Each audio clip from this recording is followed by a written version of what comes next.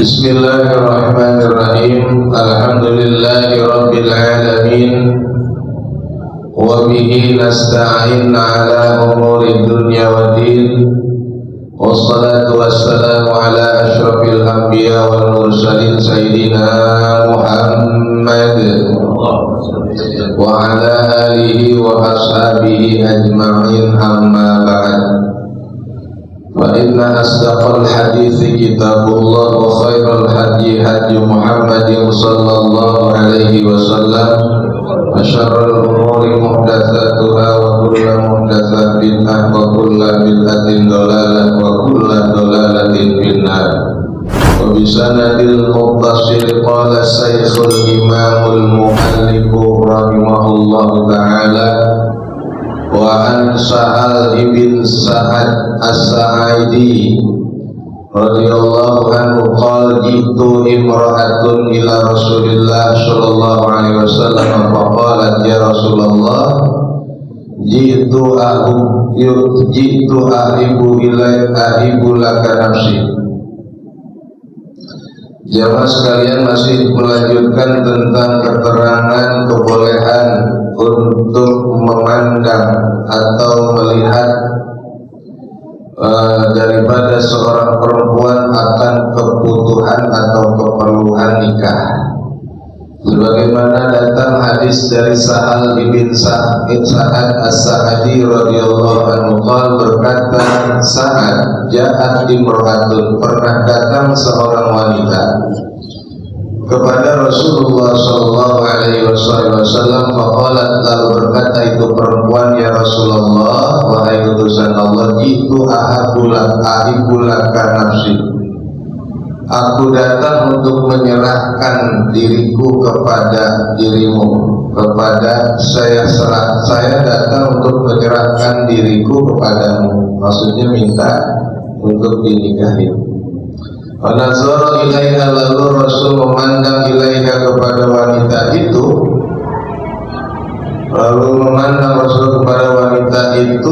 fasa'ada an-nazar fiha, bahkan Rasulullah meneliti betul bagian daripada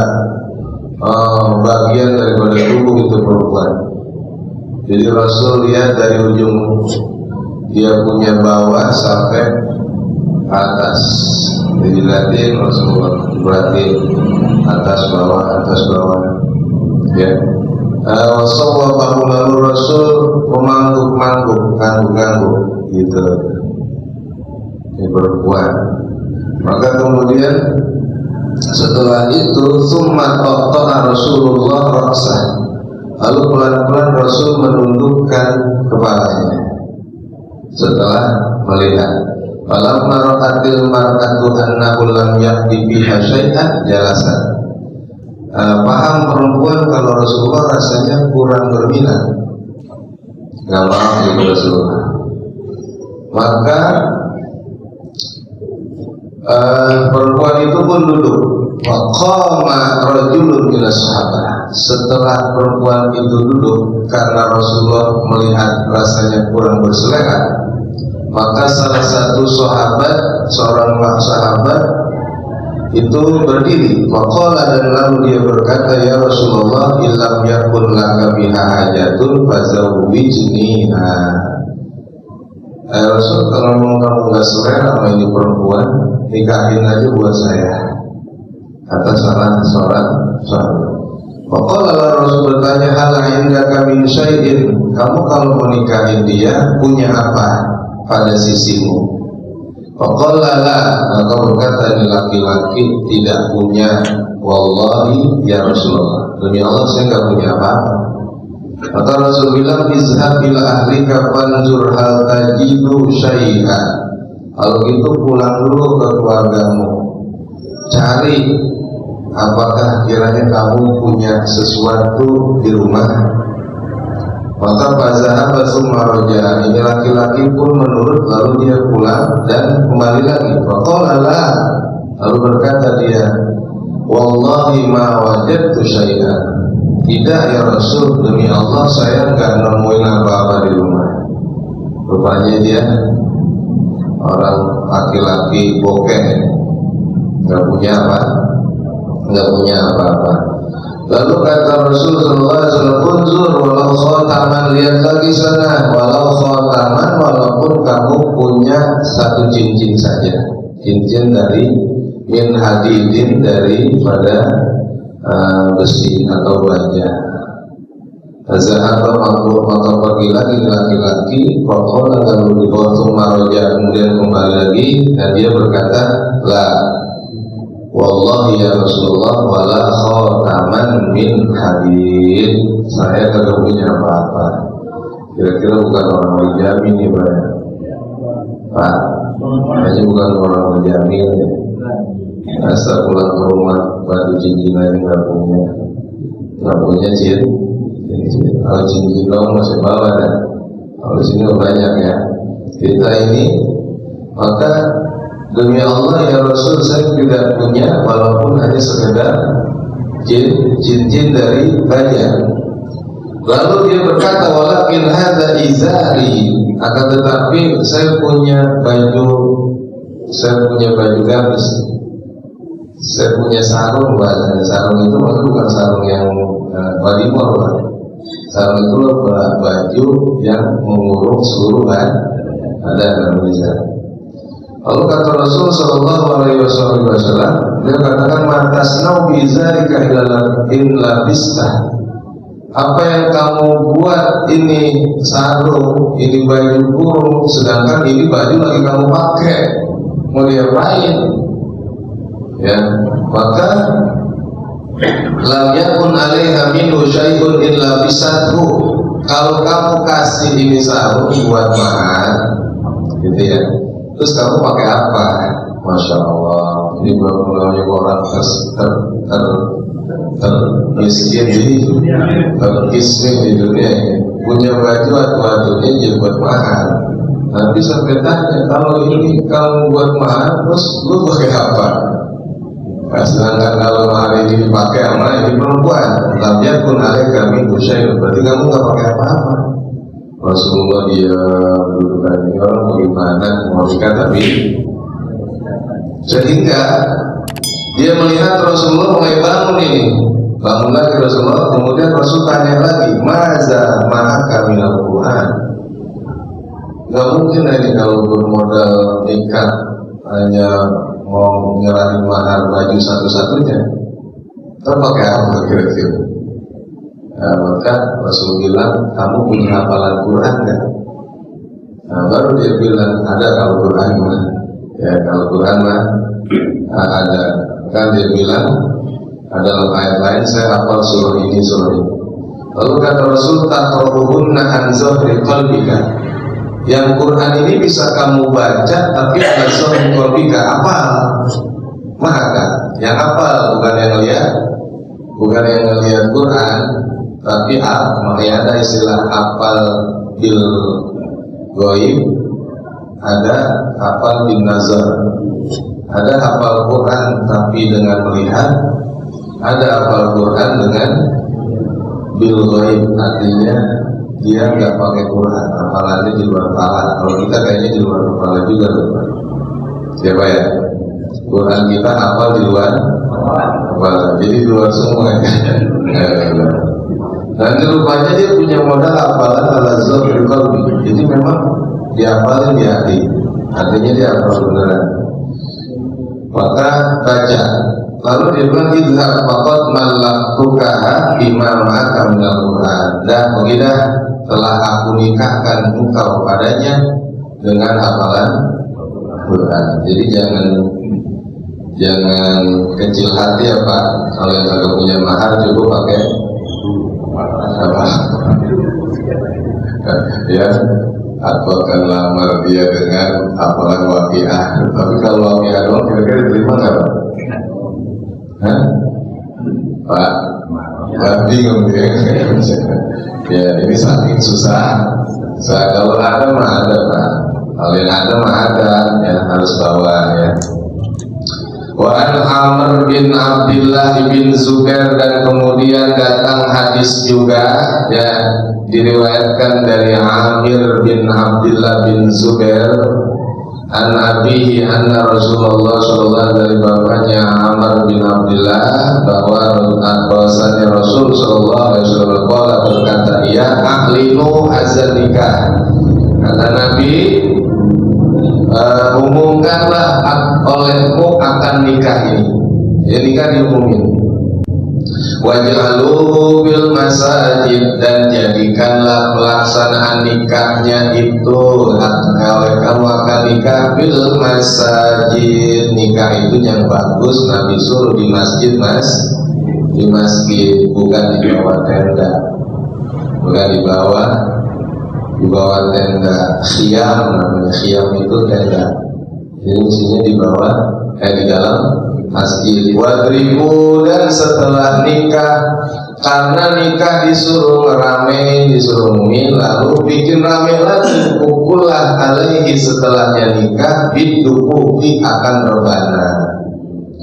Jadi boleh tuh Pak, nikah disuruhnya di masjid, setelah mobil tuh nikah juga bermahir dengan mahar 100 gram emas halan. Mobil tuh nikah wajah juga bermahir mazkur. Selesai itu tolak itu boleh.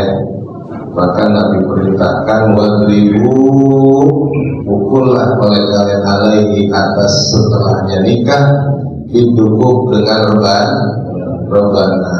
Tujuannya dukuk rebana itu adalah untuk ngeramein kalau Pak RW petasan ini yang saya belum punya dalil. Padahal memang bahasanya begini Pak, kalau rebana kan rame ya, kali pukul bersuara gitu kan, apalagi yang mukul 12 orang, mungkin rame. Berarti kalau petasan kira-kira sama nggak Pak? Ya kira-kira Bangsul Kias namanya Pak. Kalau kita lari ke Imam Syafi'i, dia punya dalil hujjah perdoman hukum yang namanya kias. Kias itu adalah analogi, jadi diserupakan dengan ahli menikah, umumkan, ramaikan, yaitu ya pakai petasan kita gitu. Ya, bagian dari itu ya, jadi namanya kias atau ihtisan, membuat persamaan sesuatu dalam kebaikan. Ya, ada baiknya cuma permisi dulu ya kan, kalau ada bocah kecil ya, ada nenek orang ngaji sepuh itu hati-hati juga Pak. Nah itu mesti izin dulu, makanya ya Pak, kita mau ada petasan gitu kan. Boleh petasan yang manusia petasan juga boleh itu. Jadi itu dalilnya Pak ya, bahwa nikah itu mesti diramai, maksudnya mesti diumumkan, diworo-woroi, diiklankan. Kalau bahasa nggak ngerti iklan, iklankan. Itu iklan itu ngambil sesuai dari iklan. Ya iklan. Cuma dia pakainya k, pakai huruf k, mestinya pakai huruf ain. Ya iklan. Jadi diiklanin gitu loh. Jangan nikah diam-diam ya kan. Nikah kalau kawin biasanya diam-diam. Kalau nikah baik. Kemudian sambung lagi Pak, saya sampaikan satu lagi bahwa an Aisyah radhiyallahu anha, dan dari Sayyidatina Aisyah radhiyallahu anha qalat, berkata Sayyidatina Aisyah, qala Rasulullah, telah berkata Rasulullah sallallahu alaihi wasallam, la dikatakan ayyuma imra'atin nakahat bi ghairi izni waliha fa nikahuha batilun. Kalau dikatakan pertama la nikah illa bi waliyin, tidaklah sah nikah kecuali dengan hadirnya atau dengan persetujuan wali. Dan dalam hadis lain dikatakan ayyuma imra'atin nakahat, siapa aja seorang perempuan nakahat, dia menikah bi ghairi izni waliha, dengan izin tanpa restu atau tanpa izin dari walinya, fa nikahuha batilun, maka status nikahnya adalah batal. Wa inda khalaqiha falaha al-mahru bimastahalla min fariha. Maka kemudian apabila telah didukul akan itu perempuan, didukul itu berarti sudah berhubungan intim, ya, berhubungan intim. Maka palahal mahru biha, maka baginya hak mahar. Baru sahlah mahar itu ketika perempuan itu setelah suaminya dijima atau malam pertama berarti. Udah malam pertama baru sah maharnya. Bima sahala min farjiha, disebabkan telah dihalalkan akan kemaluan atau farjinya perempuan. Ya. Fa ini stajmalu, maka apabila ada penolakan dari wali, mereka menolak para wali, fasultan waliyun man la walala, maka status sultan atau seorang penguasa atau seorang raja dialah yang berhak menjadi wali orang yang tidak punya wali. Jadi pertama nikah mesti harus dengan wali. Siapa itu wali? Wali itu dari kandung sebagai bapak. Pertama, urutan wali itu yang pertama bapak dan seatasnya. Kalau nggak punya bapak, ada kakeknya jadi wali. Ini kalau ke atas, bukan nyamping atau bukan ke bawah. Nah, yang pertama disebut wali mujbir. Wali mujbir itu wali yang memiliki kekuasaan penuh. Dia bisa nikahin anak perempuannya tanpa mesti seizin dengan itu perempuan, itu anak. Atau dinikahin, lagi pergi ke Mekah, cocok, nikahin ketemu calon mantu boleh. Cerdas, cakep, ganteng, ujian, cerdas itu, terutama cerdas. Langsung, nah sini aku kawinkan dengan putriku di rumah, mau nggak? Ada tuh laki, emang selagi nyari-nyari, cakep, dinikahin di situ kan. Ya, kalau pulang di seorang dari Indonesia pulang, rupanya ulama juga pulang udah bawa mantu.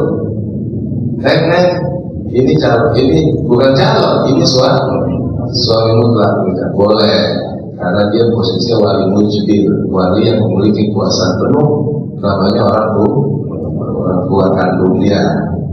Atau seatasnya kakek. Nah, di tengah, di setelah itu ada wali ghairu mujbir, wali samping, paman. Dia punya paman dia, berarti adiknya atau abangnya. Dia punya bapak, abang atau bapak, dia punya bapak. Tapi yang bapak ya, kalau yang perempuan kan kagak bisa. Ada seorang perempuan nikahin perempuan, maksudnya wali seorang menikahkan seorang perempuan nikahin orang perempuan, maksudnya bibinya nggak sah, wali harus laki-laki. Saya yang nyamping bapaknya dari pihak laki tapi ya Pak, bukan dari pihak. Ngerti perempuan nggak? Maksudnya dari ibu, saudaranya ibu, itu nggak kena tuh. Maksudnya saudaranya bapak karena laki ya. Ya pamannya namanya wali ghairu mujbir, tidak punya kuasa penuh. Nah di bawahnya itu ada adik kandung atau abang kandung, itu namanya wali bawah. Tadi ada wali atas, wali samping, wali. Kalau dua-duanya wali samping harus seizin si perempuan. Nggak boleh main nikahin aja. Abangnya rupanya lagi main nih ke rumah temennya di Jawa, dinikahin anak adiknya di rumah. Ya adiknya ogah bang, enak aja gue tahu. Kalau bapak nggak bisa nolak itu. Kalau bapak nggak bisa nolak, terima sah udah suami istri. Ya, tapi kalau yang waliin abang atau paman berhak tuh perempuan malah kalau dia nggak mau. Tapi pas dilihat, wow ganteng juga ini, putih, tinggi, rapi amat gitu kira-kira.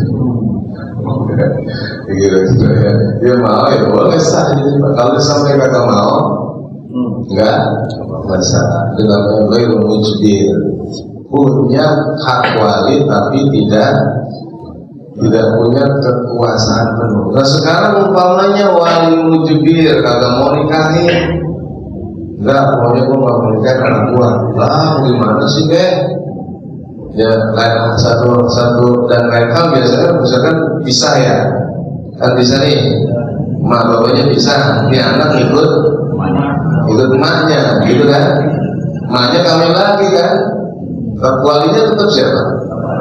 Bapak kandung. Rupanya bapak kandungnya kagak mau.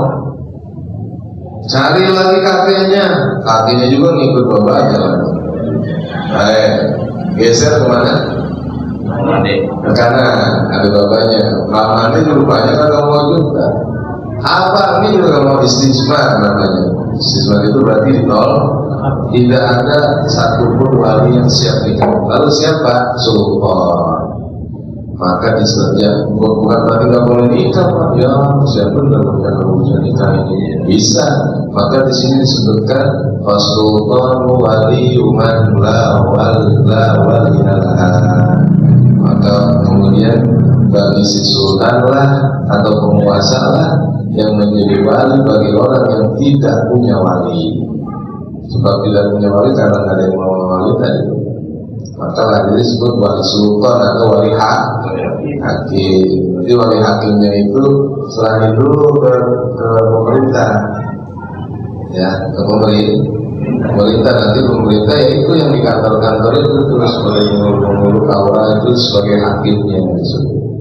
Ya begitu teruskan. Disebut wal muradu bil istijmar manul awliya bilal abdi alaiha wa hadza wajibun tanqulil wilayah.